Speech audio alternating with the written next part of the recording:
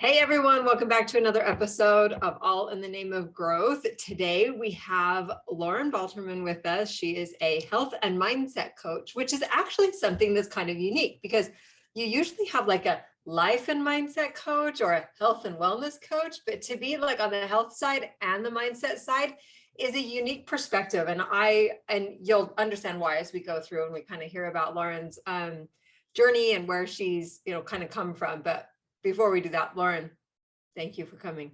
Thank you so much, Christy.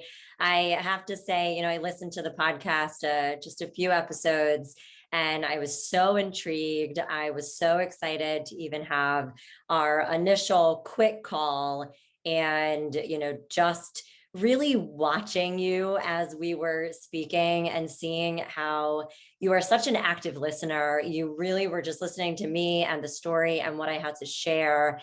And I truly could not be more excited. So thank you for having me today. Oh, thank you. Thank you. Yeah, it's nice. It's nice when you can vibe well with somebody, and there's a good like rapport there and you get along well. So that's always a good makings of a good podcast. So yeah, I'm really excited to dive in today. So the thing that we're going to be talking today about is really like how the words that we use to ourselves or think to ourselves, how they really impact us long term. So before we jump into kind of like the nuts and bolts and like how to like address that and fix that and why we need to, let's first start with a little bit of background on you and how you found yourself at this point, because most coaches, there's like a turning point for them, right? Like there was a moment in time, but not everybody, when they hit that moment in time, are like, okay, that was horrible. And now I'm here and I'm going to help other people figure out how to not do that. Like some people are like, wow, that was horrible. I don't ever want to go through that again. And then they go on with their lives. But I just so appreciate coaches that take their experiences and everything that they've gained and are like, I'm going to go help some other people with this. So let's talk about like where you were and kind of what brought you here. Yeah, absolutely. So I guess I'll start, I had an interesting background. I had an eating disorder when I was younger and, navigated and battled my way through that, which definitely shaped part of who I am today. I've always kind of been entrenched and very intrigued in the theories of the mind and our mindset and thinking about our thinking. And I would say my life experiences and just life in general, led me to getting my master's degree in mental health and counseling. It was a very interesting time though, because, I had overcome an eating disorder. I was pretty much in this place where I wanted to know everything about health, about fitness, nutrition. So back in 2011, I really said that was the beginning of these two massive passions of mine, right? The health, the wellness, and mental health and our mind. So for 10 years, I kind of rolled with both of them. I was a coach, a trainer. I was a bodybuilder. I brought women to the bodybuilding stage. And I also was a mental health professional. I worked amongst charter schools. And for a very long time, little by little, I kept listening to diet culture. I would notice from the people that I was coaching that it was so much more than food, right? It was so much more than just a plan. I really noticed that it was almost like I had two distinct hats, though. I would go to work during the day and I would be, my mental health, and I would go and do that and serve and support. And then at night, I would go to, my coaching space. And it was interesting when finally this light bulb went off, I kept hearing from people, Lauren, why I stick with you and why I have come how far and made these transformations and progress, is really up here. It's in my mind. It's in my thoughts. And really, people kept saying, oh, you're my life coach. I'm like, well, it's a different thing, right? Different degree, different certification. But, finally, after I said, 10 years of all of this, I made a very scary and exhilarating decision where I didn't want to do both anymore. I said, I'm not wearing these two different hats and I'm going to combine it into one. And that is when I became an entrepreneur. I started my business. And, when you had introduced me, health and mindset coach, yes, that is absolutely, I feel like titles are hard sometimes. Sure. Um, but I do say, half mental health and half fitness and wellness professional, because that is what people need. Mhm. People cannot just go follow plans and do things, not if we want this sustainable change. So we Mhm. need to change our mind, we need to change our thinking, and then the body will come. Yeah, yeah. Two things that I thought was really interesting. One in that you were sharing is that when you were in your day job and then you would go over to your part-time kind of fun gig, it was like bleeding into it. It was just like who you are. Yeah. And I'm sure it was bleeding the other way too, Yep. into you Mhm. like, okay, well, we can talk about mindset all day long, but if you're like eating crap, you're going to feel like crap. So there's like a connection there. And I Mhm. think that it's awesome that is just who you are, that life has brought you down a path that gives you the tools for both sides of it, that you're not doing polar. It's encompassing, right? Like it's Yep. together.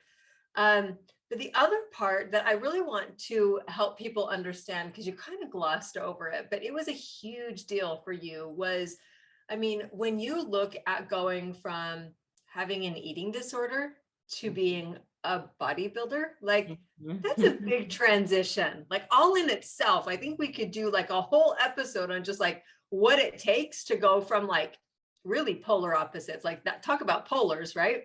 Yeah, yeah. From being on one side of the spectrum where you are almost like self-deprecating about your body and the way you look and the way you feel, and like have a very unhealthy relationship with food, and then switching that all the way around to standing up on a stage in a bikini Yeah. and being like, I am fit, I am healthy, I am confident in myself. Like that is a major change. So I love that you have been able to, for yourself, create that, but then to take that information and that life experience and to give people the tools to be able to make those massive changes in their own life, whether it's in their health or in their mindset or both.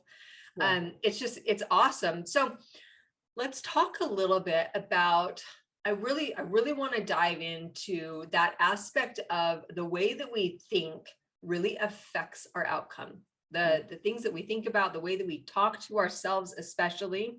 Mhm. Like self-deprecation for some people is like a badge of honor that they wear, that somehow it like makes them like who they are. Mhm. But the problem with that, there are a plenty. So I'm going to actually turn that over to you. Like, let's talk about that. Um, Tell me a little more, Christy. Give me an example as to like what you're talking about right now. So with self-deprecation, just like people, they will, in my experience, so for me, I am an Enneagram 8. I'm very frank. I'm very Okay. like, Mhm. like I can have the conversation. I can say the hard things. We can like, let's Mhm. get over this, right? Yep. But I'm also like, if you do like the Strength Finders profile, I'm also a relator and a maximizer. And I like to be able to see people, like I like to pull out the best in people, right? So Mhm. I'm very keenly aware when I talk to people and they are self-deprecating, they minimize themselves, right? Mhm. Like in the Mhm. conversations, or they're even to the point where they're always apologetic for Mhm. literally just existing, right? Yep. Like Yep. they're always saying that they're sorry about things, or they're always like, oh, like I don't know, like they'll cover up their smile because they don't like their smile, or they feel like it makes them look weird, or they'll say literal words that come out of their mouth like, especially scrolling. This is something that I think is huge right now. If you'll scroll through Instagram or whatever your social media feed is, and Mhm. somebody will have up a meme that's like somehow insinuating like, oh my gosh, I'm so dumb, or I'm so like I'm falling short, or I'm this, or like Uh, they're putting those labels on themselves, and people are like, same, same, same, same. Like they're uh, taking that identity on themselves. What yep. is the harm in doing that? What's happening? Yeah. Yeah. Okay. Well, I think, the thing that comes to my mind first, and I absolutely saw where you were going, so I'm glad that we clarified a little bit. For most of the women that I work with, the very first thing I say, before that is really getting the clarity and just bringing that awareness piece to what are your thoughts. So again, people that I start working with, it's often that sometimes they're saying different things, they're calling themselves different things, these negative, whatever we want to say. And it's bringing that level of awareness. So I usually utilize the CBT, and in CBT, cognitive behavioral therapy, we do a thought record. And, a lot of times I'll make this analogy because the bigger theme here is we can't make changes until we know actually what the baseline is, right? So, I'm going to connect it to a nutrition analogy that when someone wants to kind of change the way that they're eating, they might be aware like, hey, I want to make these changes, but what are you actually doing right now? What changes can be made and getting that baseline? So oftentimes I would have someone do like a food log, a food diary. Right. So when you do something like that, you can connect the dots. You can see the themes, what exactly where your baseline is. That is exactly what a thought record does. So essentially in cognitive behavioral therapy, you're putting down all these thoughts, all these ideas. It's Mhm. just like a big brain and word dump. You're getting it out onto paper, right? Then from there, you can identify and navigate to how are these things making me feel? That's where the big connector really comes in. After that, we go into challenging, right? But to circle back to your question, like, well, what are we doing when we're doing this? That doing that thought record is essentially going to say, wow, one, I'm noticing, I'm aware that I'm saying this, whatever that is, this is coming up for me all the time. That's number one. And then number two, you can then dip into, wow, every time I say this, whatever those themes are going to be, it's making me feel that, right? That's where that connector comes in. Yes, yes, very much. It's that feeling aspect of it. And that is one of the things in my, in a lot of the coaching that I do is I'm trying to help people identify the feeling that they want, but they can't. It's hard for people to recognize the feeling that they want if they can't even recognize that they have more than four emotions, right? Like, Mhm. people will be like, I'm mad or I'm frustrated or I'm happy or I'm sad, like that's Mhm. like the baseline of people's emotions. And when we actually can identify the way that something is making us feel, like sometimes you follow somebody on social media, and while they and then of themselves are like inspirational, motivational, whatever, like they're living this life, the life you want to live, for some reason, every time you see them, you feel less than. Like you Mhm. feel like there's something wrong with you. Those Yep. are very unhealthy connections. And it's that self-awareness. Self-awareness is so huge. And I like hammer this in seriously almost on every podcast because I just really want people to understand how to be self-aware, because like you said, you cannot fix what you don't acknowledge. And Mhm. so if you can't acknowledge what is making you feel that, you can blanket it for now as sad Mhm. Sure. or depressed, but what was it that tipped it off? Yep. Like, what was that thing? What was that thought? What made you be mad at yourself? What made you hate yourself? What made you resent yourself? What made you like, what is triggering that? And I love your active journaling recommendation, that people actually, it's like a food journal, but it's like a thought journal. And you're Mhm. actually writing out your thoughts and the things, because I think most people aren't even aware that they're having them. And so Yeah. when you have to think, okay, I have an assignment, every time I think a thought about myself, or, good or bad, even, I'm going to write it down. Yeah. And what triggered that, maybe, so that's a really key aspect of being able to get in control of what's happening in your head, is by Yeah. first realizing what's happening in your head. Yeah, yeah. I think oftentimes, the first couple times or the first week that people do these, it is a huge eye opener, so it's actually done, it's written in columns. So what is the event, right? To bring it back to, say Yeah. something pops up on your social media, that was the event. I saw blank doing blank. Then the next column over is going to be, what was your automatic thought? So if it goes to automatically, why don't I I have that, or I can't have that, right? That is the little, like literally snapping of your fingers. What's the automatic thought? But then from there, when you go into that next column of how do I feel about that, you're again just putting the pieces all together to see what's in front of you to then be able to make changes. Yeah, yeah. So you have, I love that they're in three columns, that you're really breaking it down, because it helps people walk through that process instead of saying, okay, well, I have self-awareness. I recognize I say horrible things about myself, or I feel horribly about myself, or I allow this person's life to, like my following them or being friends with them, or, seeing their news feed makes me feel horrible. Yep, Like it's one thing to be self-aware. It's another thing to be like, okay, let's walk down that path. yep. Let's really try to get to a resolution here instead of just a, yep, that sucks, Yeah, yeah, So yeah. it's great that you're walking them kind of down that path. So when they get into that feeling aspect of it, then what? So they identify, when I go and look at Sharon's profile and she's sitting on the beach doing nothing, like I hate that I'm at work, right? And I hate that I don't have that freedom lifestyle. And so you're like, okay, well, Sharon's profile triggered it. And this is the thought that I was having. And this is my feeling about it. Then what? Yeah, yeah, absolutely. So I think, again, going back to like those themes and bringing the awareness. So I'll bring it back to that nutrition, like the food log again. Oftentimes it's like bringing someone from the awareness piece of, oh, yeah, I say blank about myself, or I label myself as blank. But maybe they don't realize how often and in what capacity that it's really affecting them. So again, if you're putting on a food log, oh, every day at around 4 or 5 o'clock, or maybe it's 10 o'clock, I lean in towards sweets. It's first right there, seeing that really, really big theme and then presenting that. It's really looking that in the mirror and really saying, okay, this is what's going on. And then asking yourself the serious question of, do I want to change this? Right. And leaning back into, okay, well, this thing happens quite often. Light bulb number one.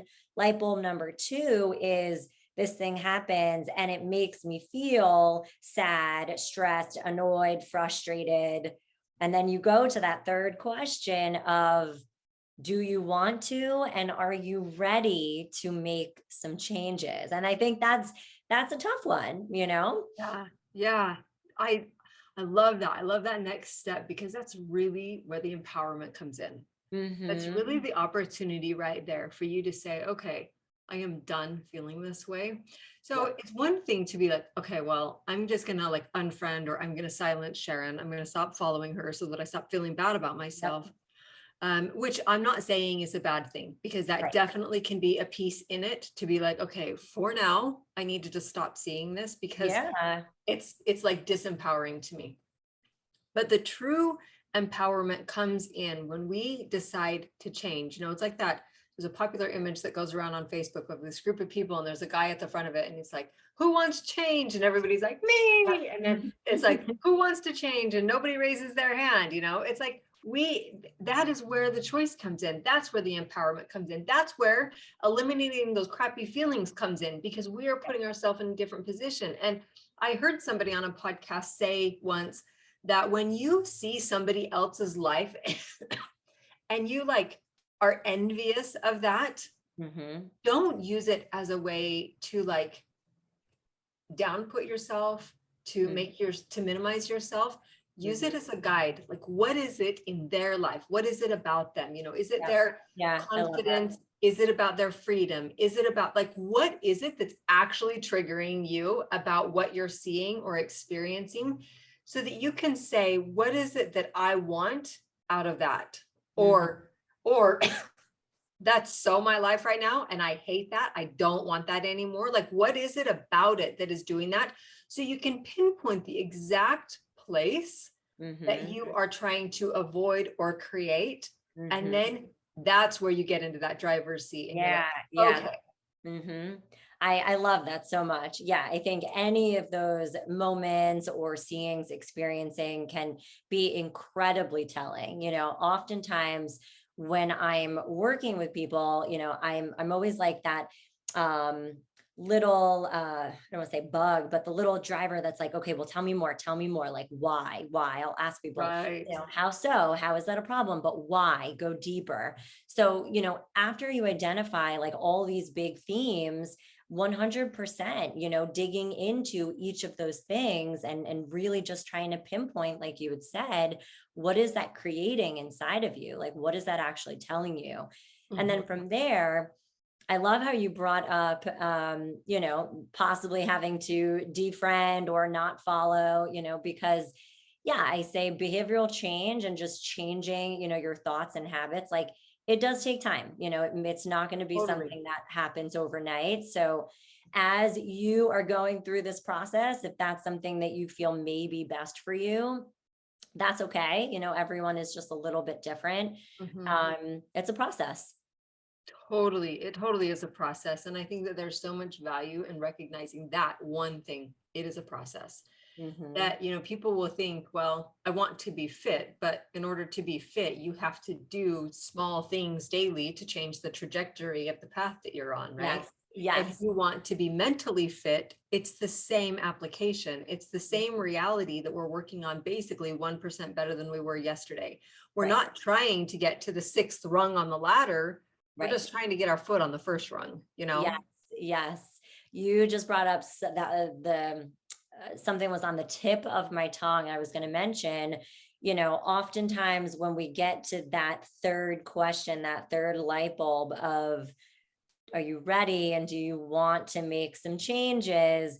That's when it even takes another level of time, because what I've found is a lot of stuff kind of gets uncovered or comes out from like the closets per Yeah. se, where maybe someone, is really essentially thinking, ooh, I want to make the change. I'm aware of my thoughts. I know I'm telling myself these things, but can I? Like, I want to, but can I? Right. And then from something like that, it goes into, I want to, can I? Maybe what's holding you back? Is it a limiting belief? Like, there is so much more kind of from that moment to the real challenging and changing.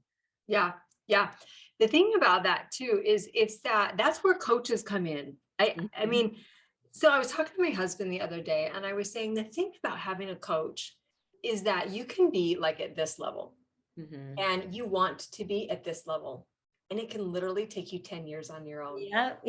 Or you hire a coach and you're there in like 6 months to a year, like Yes, yes, it is incredible how being able to talk to somebody who is like that's what they specialize in, right? Like your mhm, mindset or your health or leadership or business, or like there's a whole plethora of different kinds of coaches that you can hire, but the going it alone is always the thing that is going to take more time than mhm. if you can borrow somebody else's brain and experience. But not only that, you're not just borrowing their brain and experience, but the experiences of everybody that they have coached Yes, throughout time that yeah, gives them even more knowledge and more tools in their tool belt to be like, oh, yeah, I can totally walk you through that. Let's blah, blah, blah. Like I had a gal reach out to me the other day and she was like, okay, can we talk about financial mindset? Like my money stuff. She's like, for some reason, sometimes I can like get into this like awesome place where I'm like in the right energy and then yep, it all crumbles. And I'm right. like, yeah, well, it's really helpful to talk to somebody who's been there, who's Mm, had those thoughts of like, oh my gosh, is money going to make me evil? Is money going to like turn yeah, me into this horrible person? Is it going to make me greedy? Is it going to make me a shopaholic? And like mhm, I struggled with all of those things years and yeah, years yeah, ago.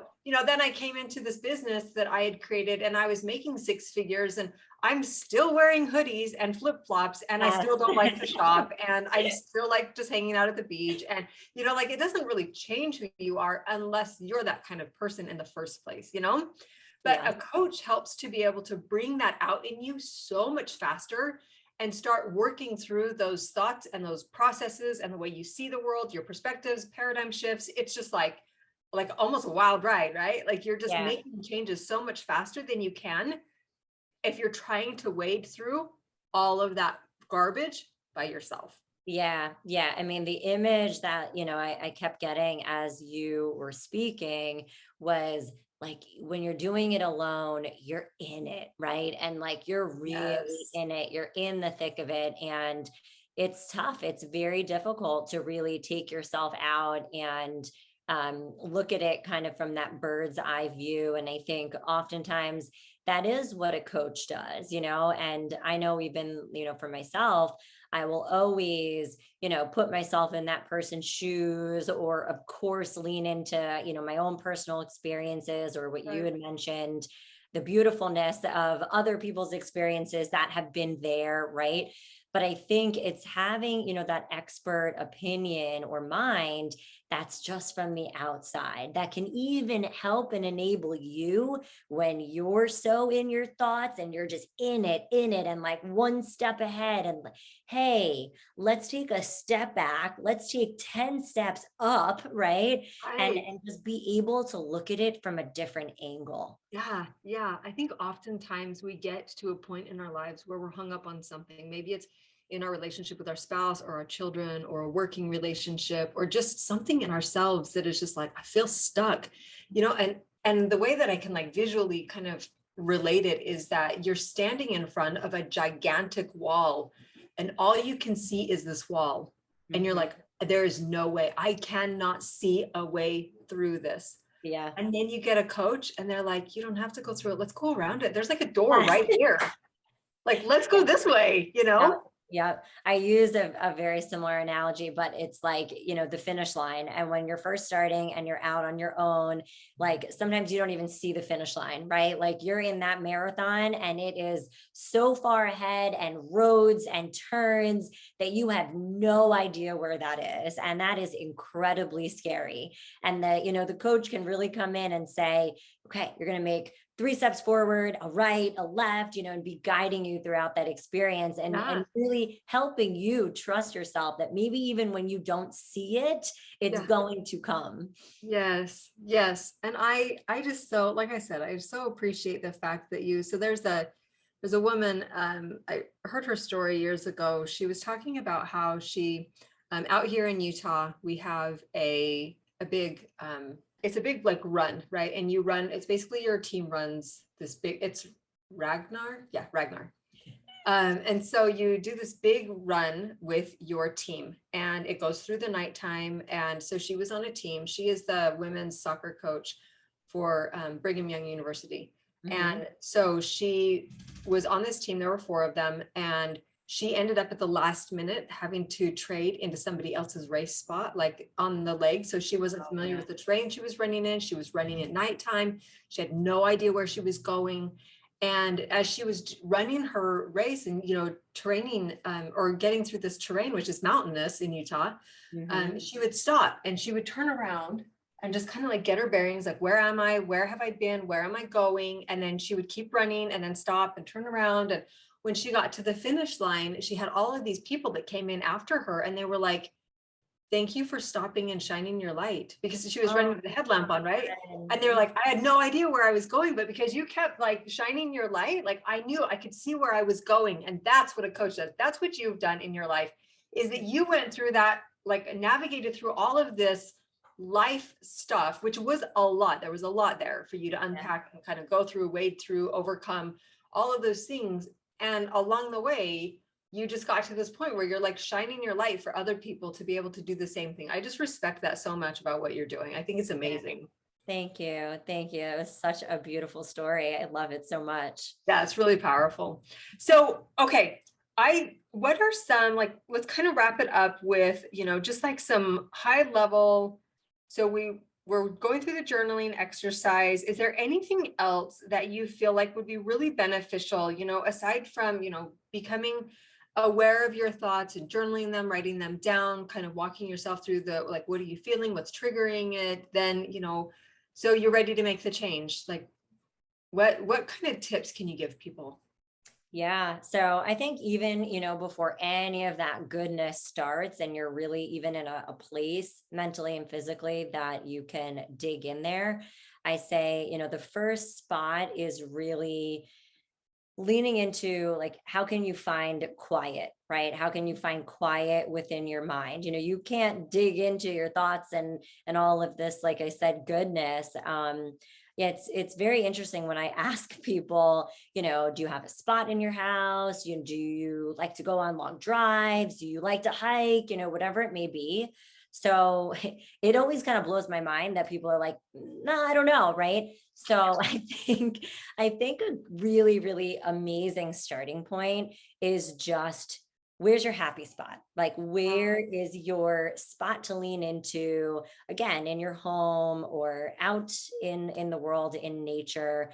And if you're not doing that, go do it, find it, because Mhm. that really is, your stepping stone, or that first lily pad to be able to do any of the other things. Yeah, find your calm. Yeah. Recognize that you have a calm, that Yeah, there actually it even is a is. place that is Yeah, like that. yeah. Yeah, And you don't need to be sitting there. I feel like I say this all the time, you don't need to be sitting there and meditating for long periods right. of time, which is amazing if you can. But it's just a place that, like, when you are there and you're in it, you have a sense of, okay. And again, even if the thoughts come in, right? Even if I have to pick up my son, or I have this, and like, it's okay. It's like a Yeah. river, they flow in and out, but that's your spot. Yes, yes. I love that. So for me, mine is like first thing in the morning. I get up and I go out into the yard because it's like over 100 degrees here right now. So the only time you even want to be outside is like first thing in the morning, like 6:30 a.m. Uh, and so I'll go out in my, zero gravity chair. I'm sitting out in my grass so that I can get the grounding and just, and then I will read, and I have a journal, and I just kind of write down the thoughts of the day and the things that I'm going through. And I'm really trying to be intentional in that moment about setting that intention for my day, about being able to have my mind direct my day instead of my mind directing me. Like I am the one in control of the path we're going on instead of Yep. it being in control of me. There is a Mhm. huge difference that happens in your day and will happen in your life over time when you recognize that you can control your mind and your subconscious and put it to work for you instead of it just like going crazy, like creating chaos. And Yep. you're just like always like trying to put out fires mentally and in your real life.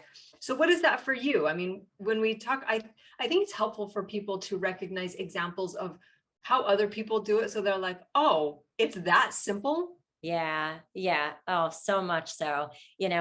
For me, it sounds funny, but I didn't even realize until I started working at home how important drives were for me. Mm, Like, getting into the car. So back in the day, I would have very long commutes with traffic. It was almost 2 hours each way.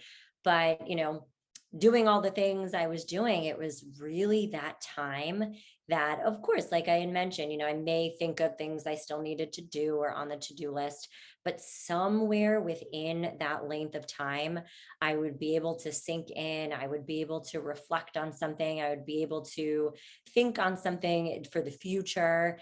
And when I started working from home in the beginning, I actually didn't do that, right? I didn't leave my house, and I noticed very quickly that that was my thing, that was my time. So yeah, to bring it forward to where we are now, I make an effort to get into the car, I play some good music, I kind of just get lost in that flow. And it's great when I can go for that long drive. But if it doesn't happen, and maybe I have like 10 minutes, I pick a destination and I'm like, I'm going to go from my house to here. And something always comes up for me. So mhm. driving is it for me. Yeah, yeah, it's a really good example. It is for my husband too. And he will usually, he's been a software engineer for like 15 years. And so he's sat at his desk. He's in the middle of making a career change now, but he's sat at his desk for 8+ hours a day. And it just gets where you get into this grind and you feel like your job is sucking all the hope out of you. So he's like, he will come to me sometimes and he's like, I'm going to go for a ride. I'm going to go get my dope of hopium. And like he'll go into his truck and put in a good book, that just like fills him up with good things So I love that you shared your example too, because I think that for people, like I said, sometimes they just need to understand how simple it actually is what we're talking about, right? We're not talking about something complicated. It's something that is already likely in your day. You just need to be aware of what that is so that you can spend like deliberate time in that space. Yeah, yeah. And that was the thing too, right? My first, my step was like find it, find what it is and name it. And then I like really telling people like, okay, well, if you only do this like once or twice a week, right? Let's figure out how we can implement that a little bit more, which is super powerful. That's your Yeah. time. And that's when you're really, as you mentioned, we control our thoughts, our thoughts don't control us. So give your mind the space and the capacity to be able to do that. Definitely. Awesome. Thank you, Lauren, for coming on today. I Thank love you so this much, Christy. conversation. You're so great, and I love what you're doing. So where can people find you online? Yeah, so my main platform is Instagram. It is the at Lauren Nicole Fitness. Other than that, I would love if followers headed over to my website at laurennicole.life.